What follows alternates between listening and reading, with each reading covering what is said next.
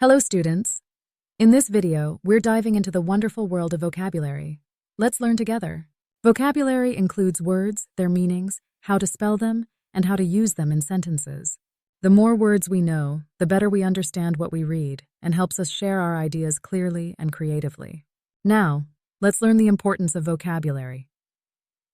A large vocabulary makes reading easier and more interesting.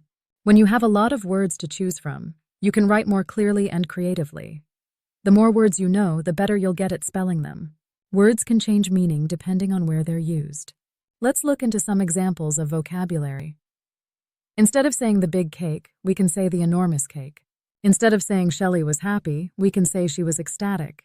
Vocabulary words related to relationships. Instead of loving, we might say affectionate. Instead of saying sorry, we can use apologies. Vocabulary words related to health. Instead of sick, we can use ailing. Instead of healthy, we can use robust. Now it's your turn to answer. Give another vocabulary word for eat. Share your answers in the comments. The complete curriculum for Class 6 is available on our channel. Check out all the links provided in the description below. Please make sure to like, share, and comment for more such videos.